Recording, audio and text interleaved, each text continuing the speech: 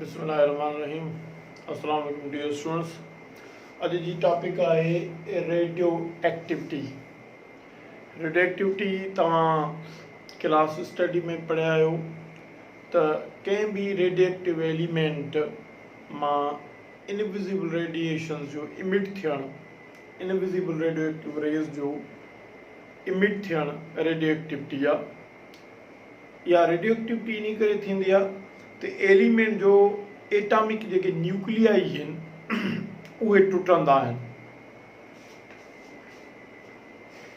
It is emission of invisible radio active rays जंहिंखे radiations बि चवंदा आहियूं from radioactive element due to disintegration. हिते disintegration जो मक़सदु आहे टुटी पवणु ऑफ एटॉमिक न्यूक्लियाई।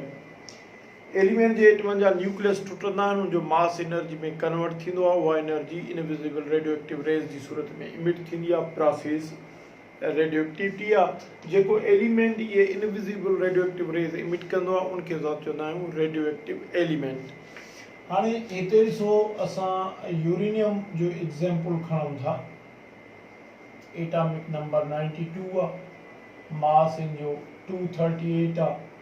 त हिन यूरेनियम एलिमेंट मंझां जेकॾहिं हिन जा एटमनि जा न्यूक्लियस हिते डिसइंटीग्रेट थींदा, एटम जो न्यूक्लियस जॾहिं डिसइंटीग्रेट थींदो त पोइ हिन मंझां रेडिएशंस इमिट थींदी, इनविजिबल रेडियो एक्टिव रेज़। ही इनविजिबल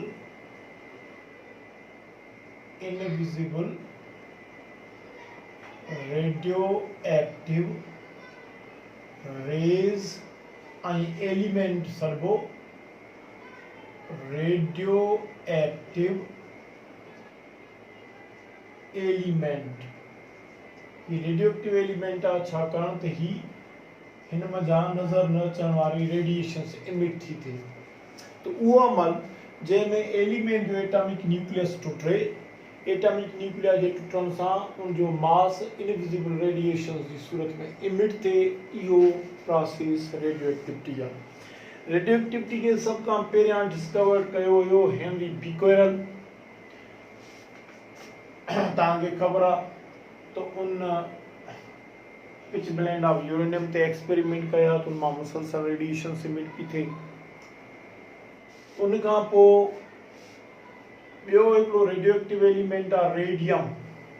इन रेडियम खे पंहिंजे ओर मंझां आइसोलेट कयो हो ॿिनि साइंसदाननि, पैरी क्यूरी एंड मैरी क्यूरी। हाणे हेनरी बिक्वेरल कीअं डिस्कवर कई इहो त हिकिड़ी अलॻि टॉपिक आहे, या सब्जेक्टिव क्लास में पढ़ाईंदा आहियूं। तव्हां खां प्री में इहो कोन पुछंदा त हेनरी बिक्वेरल कीअं डिस्कवर कई। अच्छा, टाइप्स ऑफ रेडियो एक्टिविटी ते असां अचूं त रेडियो एक्टिविटी जा ॿ टाइप्स आहिनि। हिकु आहे नेचुरल रेडियो एक्टिविटी, ॿियो आहे आर्टिफिशियल रेडियो एक्टिविटी। फ़र्क़ु कहिड़ो आहे? It is spontaneous emission of radio active rays from radioactive element. ही उहो रेडियो एक्टिविटी जो प्रोसेस आहे जंहिंमें ख़ुदि ब ख़ुदि स्पॉन्टेनियस माना पंहिंजो पाण ख़ुदि ब ख़ुदि रेडियो एक्टिव रेज़ इमिट थींदा रहंदा आहिनि रेडियो एक्टिव एलिमेंट मां। हाणे जीअं सो यूरेनियम आहे, हिन मां ख़ुदि ब ख़ुदि अल्फा रेज़ इमिट थींदा रहंदा। इक्वेशन में जेकॾहिं न्यूक्लियर इक्वेशन में ॾेखारियो त यूरेनियम मां ही अल्फा रेज़ जी रेडिएशन इमिट थी थिए ऐं डाटर एलिमेंट थोरियम पैदा थो थिए। यादि करे छॾियो त रेडियो एक्टिविटी में रेडिएशंस जे इमिट थियण सां, छाकाणि त रेडिएशन जो इमिट थियण जो तालुक़ु एटम जे न्यूक्लियस सां आहे, त एन मुमकिन आहे त उहो एटॉमिक न्यूक्लियाई कंहिं ॿिए एटॉमिक न्यूक्लियस में कन्वर्ट थिए, माना हिकु एलिमेंट ॿिए एलिमेंट में कन्वर्ट थी सघे थो। त जेको नओं एलिमेंट पैदा थींदो उनखे असां सॾींदासीं डाटर एलिमेंट। हाणे तव्हां सोचंदा हूंदव सर अल्फा रेज़ खे हीलियम जी सिंबल सां छो था रिप्रेज़ेंट कयूं, इहो मां बाद में सम्झायां थो। बहरहाल ही रेडियो एक्टिविटी प्रोसेस नेचुरल आहे, ख़ुदि ब ख़ुदि अल्फा रेज़ इमिट जी रेडिएशन हितां इमिट थी थिए। हिन में ॿियो कैरेक्टर कहिड़ो आहे? It takes a long time to produce new daughter element. ही नओं डाटर एलिमेंट पैदा थियण में टाइम वठंदो, वॾो टाइम लॻंदो। All the elements after lead plumbum 82 periodic table में जो एटॉमिक नंबर आहे, are natural radioactive. Lead plumbum जंहिंजो एटॉमिक नंबर 82 आहे, उन खां मथे ईंदड़ जेके बि एलिमेंट्स आहिनि एटॉमिक नंबर वारा उहे हड़ई जा हड़ई नेचुरल रेडियोएक्टिव आहिनि। ॿियो heavy isotopes of the elements of low atomic number are also natural radioactive। जीअं ॾिसो कार्बन आहे त लो एटॉमिक नंबर वारो एलिमेंट, पर उन जो जेको आइसोटोप आहे कार्बन 14 उहो ज़बरदस्त रेडियोएक्टिव आहे। हाइड्रोजन जो ट्राइटियम तमामु घणो रेडियोएक्टिव आहे।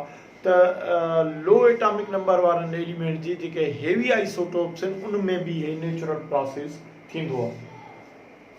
आर्टिफिशियल चाहे इट इज़ प्रोड्यूस्ड आर्टिफिशियली, ही माना खुद ब खुद न हूंदो पर हथरादू मसनूई तरीक़े सां करायो वेंदो आहे।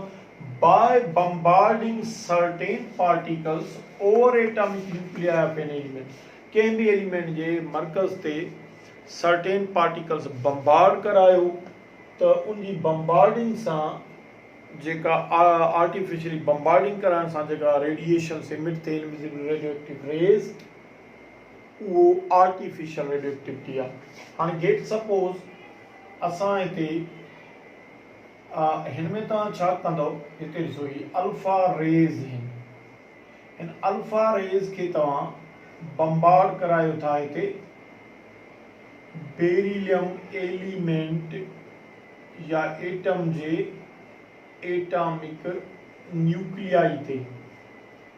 त जीअं ते हिते बम्बार्ड कराईंदा तव्हां ये अल्फा रेज एटॉमिक न्यूक्लियाई ते हिते बम्बार्ड कंदा त पोइ हिते छा थींदो, आर्टिफिशियल रेडियोएक्टिविटी थींदी। इन में कार्बन एलिमेंट भी पैदा थींदो ऐं न्यूट्रॉन जी रेडिएशन जेका आहे उहा इमिट थींदी। न्यूट्रॉन के असां मथां बार में 1 था ॾियूं, सॼा 0 इन करे था ॾियूं जो ही जगह एटॉमिक नंबर जी हूंदी आहे, माना उहो पार्टिकल जेको एटॉमिक नंबर ठाहींदो आहे। छाकाणि त न्यूट्रॉन मैसिव आहे, मास त पैदा कंदो आहे एलिमेंट जो 1 यूनिट जो, पर एटॉमिक नंबर पैदा न कंदो आहे, जंहिंजे करे एटॉमिक नंबर वारी प्रॉपर्टी हुनजी 0 आहे, मास उनजो 1 यूनिट एटम जो पैदा करे थो। अच्छा, इनके न्यूक्लियर रिएक्शन में असां ये ॾेखारे सघूं था कि अल्फा रेज आहे। हाणे बेरिलियम जो एटॉमिक नंबर जेको आहे 4 आहे, मास नंबर 9 आहे। प्रोडक्ट में छा ठहंदो, वेरी सिंपल आहे, एटॉमिक नंबर के एटॉमिक नंबर सां जोड़ कयो, ये थींदो 6। हाणे तव्हांखे ख़बर आहे एटॉमिक नंबर ही एलिमेंट जी आइडेंटिटी आहे, त 6 एटॉमिक नंबर रखंदड़ कार्बन एलिमेंट पैदा थींदो। मास के मास सां जोड़ कयो, ये थींदो 13। हाणे तव्हांखे ख़बर आहे त 13 एटॉमिक मास वारो जेको आइसोटोप आहे कार्बन जो उहो रेडियोएक्टिव आहे। उन जे करे स्टेबल आइसोटोप में अचण जे लाइ, ऐं स्टेबल आइसोटोप आहे कार्बन जो जंहिंजो मास 12 आहे, ही छा कंदो, ही हितां न्यूट्रॉन जी रेडिएशन इमिट कंदो। अहिड़े नमूने सां ही आर्टिफिशियल रेडियोएक्टिविटी आहे। ही तॾहिं थी जॾहिं तव्हां को पार्टिकल हिते एटम जे न्यूक्लियस ते बम्बार्ड करायो, उन जे नतीजे में ही रेडियोएक्टिविटी पैदा थी। बहरहाल it takes short time to produce new daughter element. जेकॾहिं न्यू डाटर एलिमेंट हिन में पैदा थिए थो त कोई शॉर्ट टाइम लॻाईंदो। जेको असांजी नेक्स्ट तव्हां पढ़ंदो पेज ते आहे एक्सपेरिमेंट, सो चार्डविक एक्सपेरिमेंट आहे। चार्डविक एक्सपेरिमेंट जेको आहे इहो एक्चुअली डिस्कवरी ऑफ न्यूट्रॉन आहे, डिस्कवरी ऑफ न्यूट्रॉन आहे। त चार्डविक एक्सपेरिमेंट जेको डिस्कवरी ऑफ न्यूट्रॉन आहे, third particle atomic particle electron proton खां बाद में इनकी डिस्कवरी थी। इहो चार्डविक आर्टिफिशियल रेडियोएक्टिविटी जे ज़रिए डिस्कवर कयो ऐं ही रिएक्शन आहे जो न्यूक्लियर रिएक्शन ही आहे। चार्डविक छा कयो, अल्फा रेज के बेरिलियम जे एटॉमिक न्यूक्लियर ते बम्बार्ड कराए कार्बन एलिमेंट सां गॾु रेडिएशंस न्यूट्रॉन जी डिस्कवर कई, यानी कि न्यूट्रॉन छो था चऊं, छाकाणि थिन ते का बि चार्ज कोन्हे।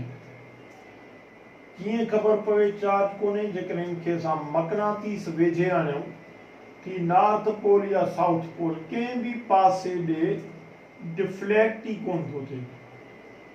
पंहिंजी माना जेकॾहिं हिते पॉजिटिव चार्ज हुजे हा त साउथ पोल ॾे डिफ्लेक्ट थिए हा, जेकॾहिं नेगेटिव चार्ज हुजे हा त नॉर्थ पोल ॾे डिफ्लेक्ट थिए हा। पर इन मां साफ़ ज़ाहिर आहे त हिन ते का चार्ज कोन्हे जो कंहिं बि नॉर्थ या साउथ पोल ऑफ मैग्नेट ॾे डिफ्लेक्ट थिए ई कोन थो। अच्छा, हाणे सुवाल इहो थो पैदा थिए तव्हांजे सिलेबस ते अल्फा बीटा गामा रेडिएशंस आहिनि। अल्फा रेडिएशन छा आहे, बीटा छा आहे, गामा छा आहे, अल्फा खे हीलियम जी सिंबल सां छो था लिखूं, ऐं इहे किथां अल्फा बीटा गामा कहिड़ो एलिमेंट रेडिएशन एमिट करे थो, उहो करे थो ही रेडियो एक्टिव एलिमेंट रेडियम। हाणे असांजी डिस्कशन इन ते हूंदी। बहरहाल यादि करे छॾियो इहा शइ त डिस्चार्ज ट्यूब एक्सपेरिमेंट में जेको क्रूक्स डिस्चार्ज ट्यूब एक्सपेरिमेंट आहे उहो कैथोड रेज जी सूरत में इलेक्ट्रॉन्स डिस्कवर करे थो। गोल्डस्टीन जो discharge tube experiment anode rays जी सूरत में प्रोटॉन्स असांखे डिस्कवर करे ॾिए थो। जॾहिं त आर्टिफिशियल रेडियो एक्टिविटी में चार्विक एक्सपेरिमेंट जे ज़रिए सां न्यूट्रॉन्स डिस्कवर कया। त टे पार्टिकल्स एटम जे अंदरि डिस्कवर थिया। इलेक्ट्रॉन ऐं प्रोटॉन डिस्चार्ज ट्यूब एक्सपेरिमेंट में डिस्कवर थिया, जॾहिं त न्यूट्रॉन्स डिस्चार्ज ट्यूब एक्सपेरिमेंट में डिस्कवर न थिया, उहे आर्टिफिशियल रेडियो एक्टिविटी प्रोसेस में डिस्कवर थिया। तव्हांखे जेकॾहिं MCQs अचे विच atomic particle was not discovered in the discharge tube experiment, या तो उहो आहे न्यूट्रॉन, या विच सब atomic particle was discovered in the result of radioactivity, तो याद करे छॾियो उहो आहे न्यूट्रॉन।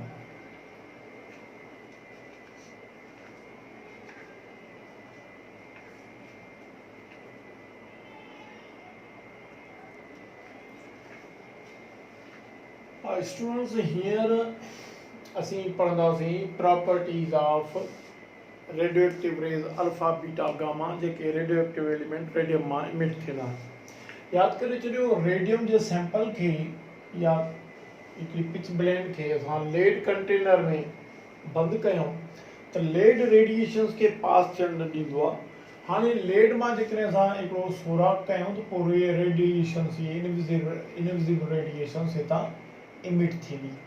हाणे यादि करे छॾियो ही बि तव्हांजे लाइ हिकिड़ो MCQs आहे त invisible radioactive rays can be separated by applying magnetic field। invisible radioactive rays खे बि असां हिक ॿिए खां टोड़े सघूं था मक़नातीस जे वेझो आणण सां। छा थींदो, जीअं असां परपेंडिकुलर डायरेक्शन में इनखे मक़नातीस वेझो आणींदासीं त हिकिड़ा invisible radioactive rays south pole ॾे डिफ्लेक्ट थींदा। इहे यकीनन अल्फा रेज हूंदा, छाकाणि ते डबल पॉजिटिव चार्ज हूंदी। ऐं हिकिड़ा रेज जेके हूंदा, हिकिड़ी रेडिएशंस नॉर्थ पोल ॾे डिफ्लेक्ट थींदी, छाकाणि त उते नेगेटिव चार्ज हूंदी, इहे बीटा रेज हूंदा। ऐं ॿिया रेज जेके हूंदा उहे हिते कंहिं बि पोल ॾे डिफ्लेक्ट न थींदा, उहे अनडिफ्लेक्टेड ई रहजंदा ऐं इन्हनि खे असां चवंदासीं गामा रेज। हाणे जेकॾहिं असां हिननि जी प्रॉपर्टीज़ खे समराइज़ कयूं त हीअ तव्हांखे MCQs अची सघे थो त छा जी मदद सां which separates the invisible radioactive rays from one another. त यादि करे छॾियो by applying magnetic field we can separate invisible radiations from one another। अच्छा, हाणे अल्फा रेज ते अचूं त alpha rays it is helium ion या हीलियम न्यूक्लियस। ॾिसो हीलियम जे एटम में प्रोटॉन ॿ थींदा आहिनि, न्यूट्रॉन्स बि ॿ आहिनि, इनजे ॿाहिरियां ॿ इलेक्ट्रॉन आहिनि। इन जे करे हीलियम जो एटॉमिक नंबर 2 थींदो आहे, मास नंबर 4। पर जेकॾहिं असां इनखे आयोनाइज़ कयूं, हिते हीलियम आयन खणूं त हीलियम आयन जे अंदरि उहो न्यूक्लियस आहे जंहिंमें प्रोटॉन 2 न्यूट्रॉन 2, ठीक है न, इलेक्ट्रॉन्स इन मां रिमूव थी विया। ही हीलियम आयन आहे। हाणे हिन हीलियम आयन खे तव्हां हीलियम आयन सॾियो या हीलियम न्यूक्लियस सॾियो, बहरहाल हिन जो नंबर प्रोटॉन 2 आहिनि त एटॉमिक नंबर 2 थियो, ऐं न्यूट्रॉन 2 आहिनि त टोटल प्रोटॉन न्यूट्रॉन जो 4 थियो। त हीलियम आयन जी सिंबल बि EI थींदी, जंहिंखे असां 2He4 सां शो कंदासीं। त अल्फा रेज़, जंहिंखे असां अल्फा रेज़ सॾियूं था, इहो हक़ीक़त में हीलियम आयन आहे या हीलियम न्यूक्लियस आहे, जेको कंहिं बि रेडियोएक्टिव एलिमेंट जे न्यूक्लियस मां इमिट थिए थो। उन जे करे असां ॾिसो रेडियोएक्टिविटी प्रोसेस में हीलियम खे असां शो था कयूं छा सां, अल्फा रेज़ खे शो था कयूं हीलियम जी सिंबल सां। मिसाल तौर ॾिसो, ही यूरेनियम हुयो, हिन नेचुरल रेडियोएक्टिविटी में अल्फा रेज़ जॾहिं इमिट कया, अल्फा रेज़ इमिट करे थो, त इन करे असां अल्फा रेज़ खे हीलियम जी सिंबल सां शो था कयूं। अच्छा, ही मैसिव पार्टिकल्स इन भारी भरकम इन, it produces bright flashes on fluorescent screen। जेकॾहिं असां अल्फा रेज़ ते अचूं त they produce bright flashes on fluorescent screen।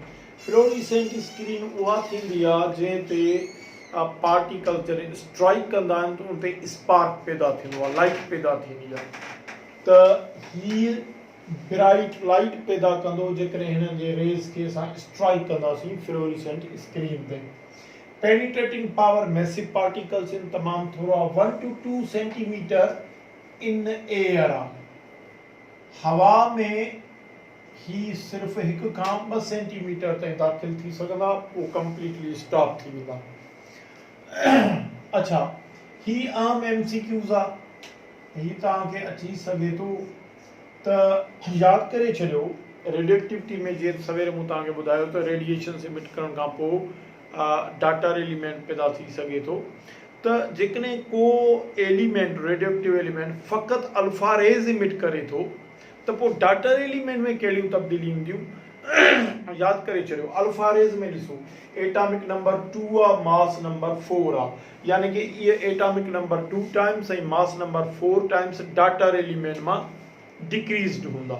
त पोइ छा थींदो, डाटर एलिमेंट वटि एटॉमिक नंबर पंहिंजे पेरेंट खां 2 दफ़ा घटि थींदो ऐं मास 4 दफ़ा घटि थींदो।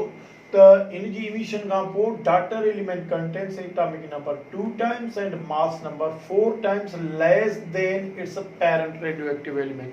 तव्हांखे MCQs में ॾेई सघंदा त भई after emission of alpha rays only what changes are produced into daughter element. त पोइ डाटर एलिमेंट में एटॉमिक नंबर 2 दफ़ा घटि हूंदो, मास नंबर 4 दफ़ा घटि हूंदो, छाकाणि त एटॉमिक नंबर 2 ऐं मास नंबर 4 अल्फा रेज़ खणी इमिट थी विया। बीटा रेज़ ते जो it is fast moving electron. तव्हां सोचींदा हूंदो सर रेडियोएक्टिविटी त एटम जे न्यूक्लियस खे टुटण सां थी इमिट थिए, न्यूक्लियस मां थो रेडियोएक्टिविटी इमिट थिए, त पोइ इलेक्ट्रॉन न्यूक्लियस में हूंदा ई कोन्हनि, तव्हां हिनखे इलेक्ट्रॉन्स छो था सॾियो। यादि करे छॾियो, इलेक्ट्रॉन जो ही ॿियो नालो बीटा रेज़ अथव। बीटा रेज़ इलेक्ट्रॉन्स ई आहिनि, पर असां हुनखे बीटा इन करे था सॾियूं जो न्यूक्लियस मां इमिट था थियनि। इहे न्यूक्लियस में किथां था अचनि, मां सम्झायां थो। It penetrates into penetrating power अल्फा खां वधीक 1 to 2 metre in air. It penetrates gold foil, aluminium foil without perforations। ही गोल्ड में एल्यूमिनियम फॉइल्स में पेनिट्रेट थी वेंदा ऐं उन्हनि में को सोराख बि पैदा न थींदो। डाटर एलिमेंट जेके सपोज कयो, हाणे ही तव्हांजो पहिरियों तिनी सुवाल जो मां जवाबु ॾियां थी, इलेक्ट्रॉन्स न्यूक्लियस में अचनि कीअं था। असुल में थींदो ई आहे त जॾहिं न्यूट्रॉन डिसइंटीग्रेट थींदो आहे त न्यूट्रॉन जे टुटण सां हिकु प्रोटॉन पैदा थींदो आहे ऐं हिकु इलेक्ट्रॉन पैदा थींदो आहे। यादि करे छॾियो त न्यूट्रॉन जी डिसइंटीग्रेशन प्रोटॉन में ऐं इलेक्ट्रॉन में थींदी आहे। प्रोटॉन जो छाकाणि त मास हाइड्रोजन जे न्यूक्लियस जे बराबर आहे, उन करे असां न्यूक्लियर चेन्स में प्रोटॉन खे हाइड्रोजन जी सिंबल सां शो कंदा आहियूं। हाणे ॾिसो प्रोटॉन उहो ई मास 1 यूनिट पैदा कयो, यानी कि डाटर एलिमेंट वटि मास उहो ई रहंदो, बाक़ी छा थींदो, न्यूट्रॉन ते एटॉमिक नंबर नथो पैदा करे, पर प्रोटॉन ते एटॉमिक नंबर पैदा करे थो, जॾहिं कि ही बीटा रेज़ हितां इमिट थिए थी। त जेकॾहिं को एलिमेंट बीटा रेज़ इमिट कंदो त पोइ हिन प्रोटॉन जे वधण जे करे उनजे न्यूक्लियस में उनजो एटॉमिक नंबर पंहिंजे पेरेंट रेडियोएक्टिव एलिमेंट खां हिकु दफ़ो वधीक थींदो। ॾिसो न्यूट्रॉन एटॉमिक नंबर नथो ठाहे, प्रोटॉन थो पैदा करे, दिस इज प्रोटॉन। हाणे जेकॾहिं कंहिं रेडियोएक्टिव एलिमेंट जे अंदरि न्यूट्रॉन टुटे थो प्रोटॉन इलेक्ट्रॉन में, प्रोटॉन न्यूक्लियस में ई रहे थो, इलेक्ट्रॉन ॿाहिरि निकिरे थो बीटा रेज़ जी सूरत में, त प्रोटॉन एटॉमिक नंबर वधाए थो हिकु दफ़ो, इलेक्ट्रॉन निकिरी वियो बीटा रेज़ जी सूरत में, त पेरेंट एटम जो न्यूट्रॉन प्रोटॉन पैदा कयो, प्रोटॉन जे पैदा थियण सां न्यूक्लियस में एटॉमिक नंबर डाटर एलिमेंट वटि वधीक थींदो पंहिंजे पेरेंट जी भेट में। त जेकॾहिं को रेडियोएक्टिव एलिमेंट रुगो बीटा रेज़ इमिट करे थो त पोइ उन जे डाटर एलिमेंट वटि एटॉमिक नंबर पंहिंजे पेरेंट खां हिकु दफ़ो वधीक थींदो। इहो यादि करे छॾियो, इहे शयूं MCQs में अची सघनि थियूं।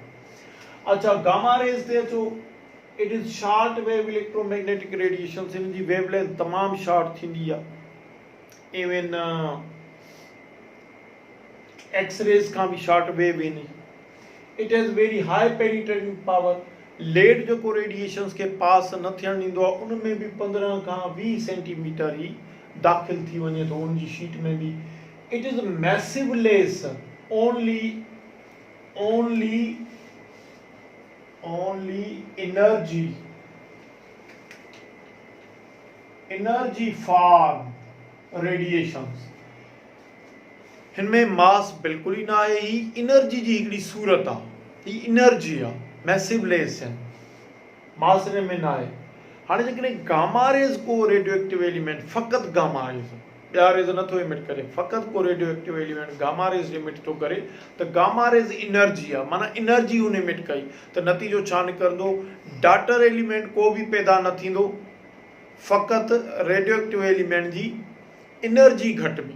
जेकॾहिं तव्हांखे MCQ ॾे, what happens when gamma rays only are emitted from any radioactive element, the no new data element is produced, only energy value of the radioactive element decreases। छाकाणि त gamma rays energy form of massless आहिनि, को बि number तब्दील न थींदो, को बि मास में तब्दीली न ईंदी, फ़क़ति एनर्जी घटिबी। त ही तव्हांखे शयूं MCQs में ॾेई सघनि था। हाणे सुवाल थो पैदा थिए त रेडियोएक्टिविटी असांखे छा सेखारियो। रेडियोएक्टिविटी ॾिसो, असां जॉन डाल्टन खां शुरू कयोसीं त एटम खां वधीक एटम जे अंदरि ॿी का बि नंढड़ी शइ कोन्हे, एटम ख़ुदि नंढड़ो पार्टिकल आहे, पर असांखे Crookes discharge tube experiment cathode rays जी सूरत में इलेक्ट्रॉन्स डिस्कवर करे ॾिना, गोल्डस्टीन जे डिस्चार्ज ट्यूब एक्सपेरिमेंट प्रोटॉन जी सूरत में, एनोड रेज़ जी सूरत में प्रोटॉन्स डिस्कवर करे ॾिना, ऐं चार्विक जे आर्टिफिशियल रेडियोएक्टिविटी असांखे न्यूट्रॉन जी सूरत में थर्ड पार्टिकल डिस्कवर करे ॾिनो आर्टिफिशियल रेडियोएक्टिविटी में। त ही रेडियोएक्टिविटी असांखे इहो थी सेखारे त ही जेके रेडियोएक्टिव रेज़ आहिनि, छाकाणि त एटम जे न्यूक्लियस मां ॿाहिरि अचनि था, तंहिंजी माना त एटम जे अंदरि एटम खां अञा बि सब एटॉमिक पार्टिकल्स नंढड़ा मौजूदु आहिनि, एटम खे डिवाइड करे सघूं था, माना असांखे कंफर्मेशन थिए थी त वाकई एटम जे अंदरि सब स्ट्रक्चर मौजूदु आहे, एटम खां नंढा पार्टिकल्स अञा एटम जे अंदरि मौजूदु आहिनि। त क्लियरली इहे कंफर्म करे थो त जॉन डाल्टन जी एटॉमिक थ्योरी, जंहिंमें हुन चयो त एटम तमामु नंढड़े में नंढड़ो पार्टिकल आहे, वधीक उहो नथो डिसइंटीग्रेट करे सघिजे, नथो डिवाइड करे सघिजे, उहो ग़लति साबित थो थिए।